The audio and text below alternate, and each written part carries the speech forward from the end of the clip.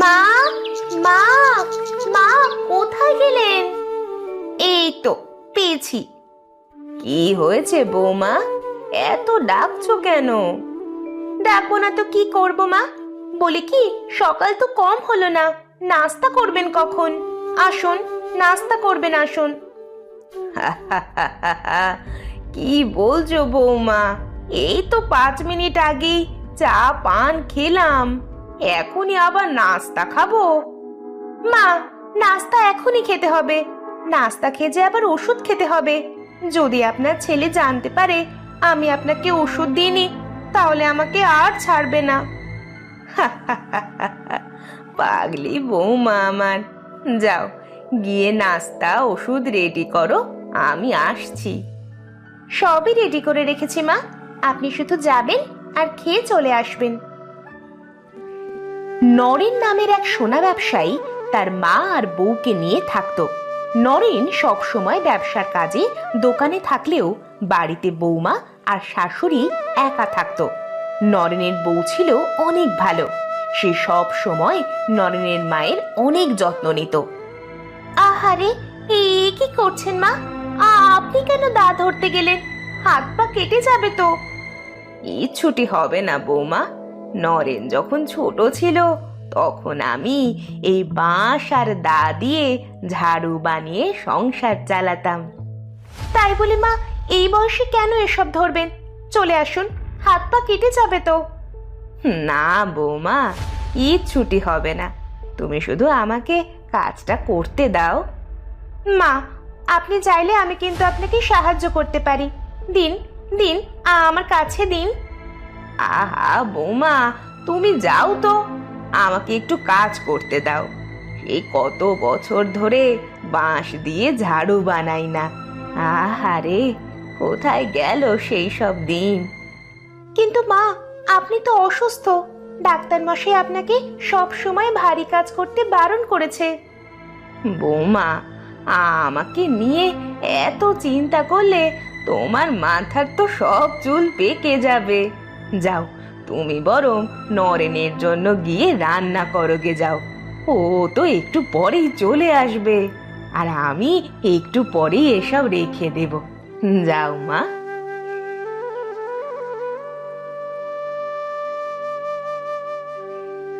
নরেনের মা একসময় বাঁশ দিয়ে ঝাড়ু বানাতো, অনেক দিন ধরে বানানো হয় না বলে আজ নরেনের মা বসে বসে ঝাড়ু বানাতে থাকে। অন্যদিকে নরেনের বউ অনেক বারণ করলেও তার মা শোনে না। কই কই গো গিন্নি, কোথায় গেলে? তাড়াতাড়ি বাইরে এসো তো। আরে মা, তুমি এসব কি করছো? তোমাকে না এসব করতে বারণ করেছি। আমি মাকে অনেক অনুরোধ করেছি, কিন্তু মা আমার কথা শুনলই না। আহা, আর বানাবো না তো, এই আজই শেষ।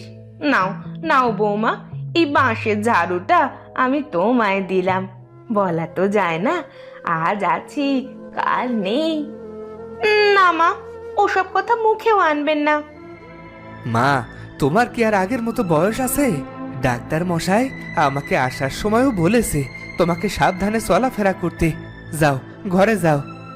তা তুমি ও ঘরে যাও, খাবার রান্না তো শেষ হয়ে গেছে। আমি হাত মুখ ধুয়ে আসছি।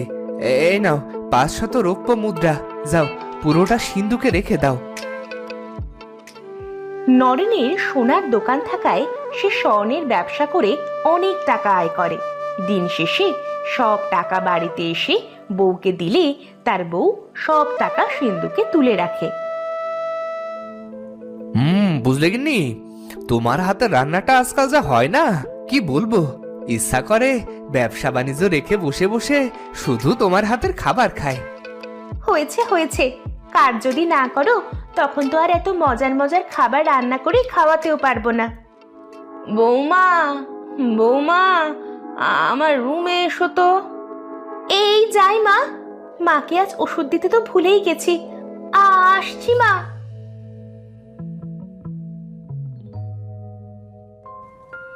নরেনের বউ গিয়ে দেখতে পায় তার শাশুড়ি বিছানায় শুয়ে আছে। নরেনের মায়ের শরীরের অবস্থা খারাপ হতে থাকে। মা, কি হলো আপনার? আপনি তো একটু আগেও সুস্থ ছিলেন। মা, মা। আমার আর সময় নেই বৌমা, তোমার মতো বউ পেয়ে নিজেকে অনেক ধন্য মনে হচ্ছে। ভালো থেকো বৌমা।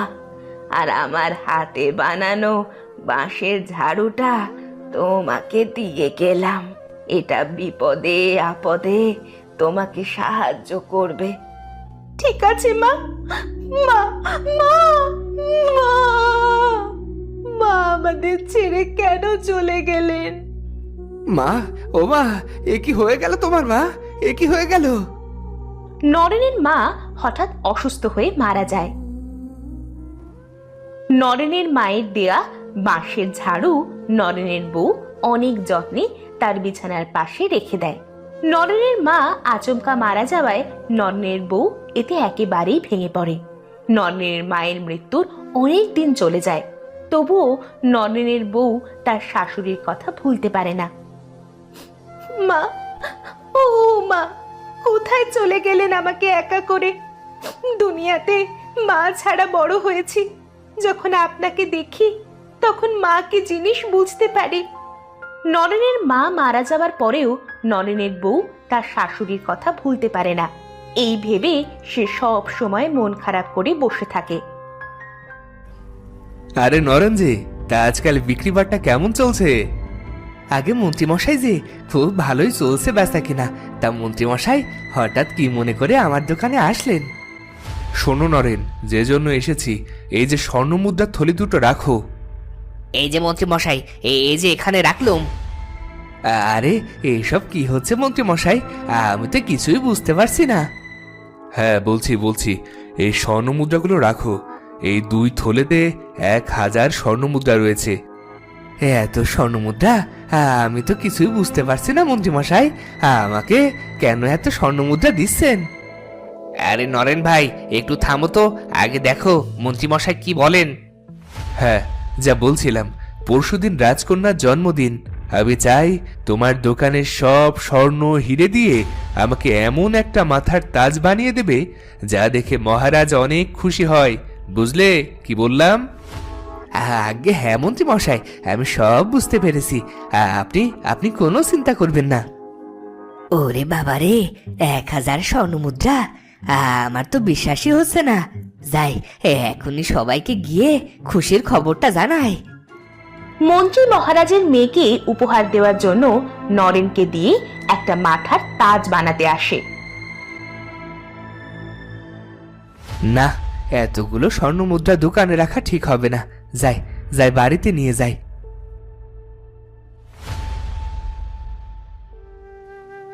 নরেন দোকান বন্ধ করে 1000 স্বর্ণ মুদ্রার থলে নিয়ে বাড়িতে আসে।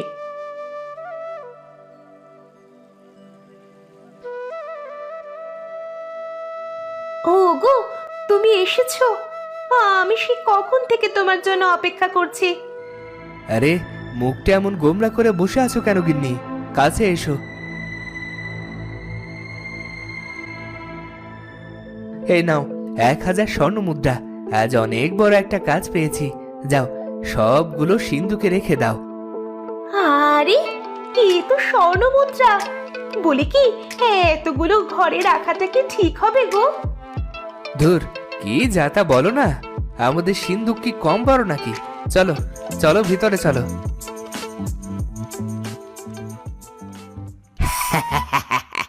যাও নরেন্দা, যাও, ঘরে রাখো আর বাইরে যেখানে রাখো না কেন, ওই 1000 স্বর্ণ মুদ্রা তো আমাদেরই। যাই যাই, ওস্তাদকে ঠিকানাটা বলে আসি।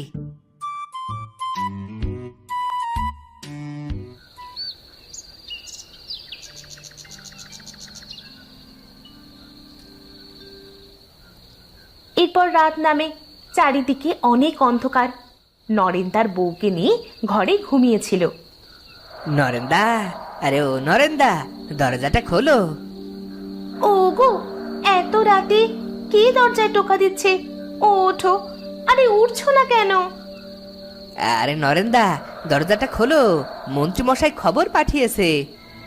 কি, মন্ত্রী মশাই খবর পাঠিয়েছে? দাঁড়াও, আমি আসছি। নরেনের বউ বিছানা থেকে নামতে গিয়ে তার শাশুড়ির বানানো বাঁশের ঝাড়ুতে পড়ে যায়। বৌমা, আমাকে তোমার সাথে নিয়ে যাও।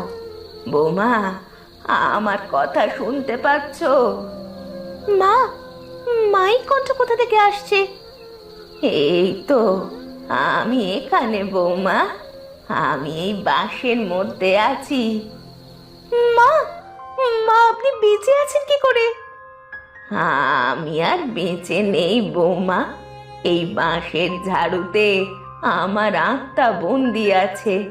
তোমার আদর যত্ন আর ভালোবাসায় আমি মরে গেলেও আমার আত্মা তোমাকে ছেড়ে যায়নি।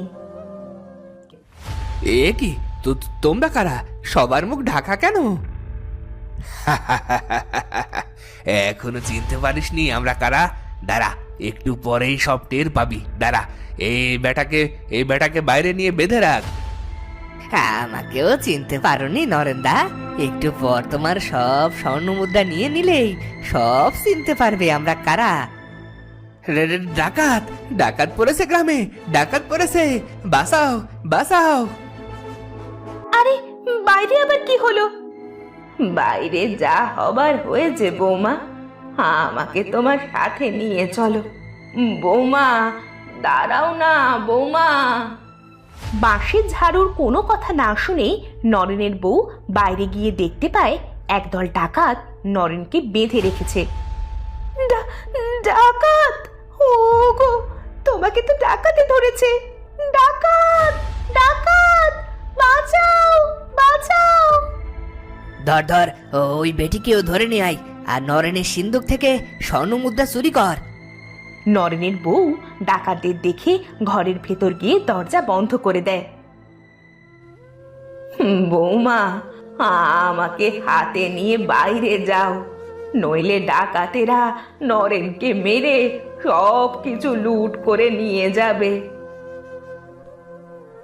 এবার নরেনের বউ বাঁশের ঝাড়ুর কথা শুনে বাইরে আসে।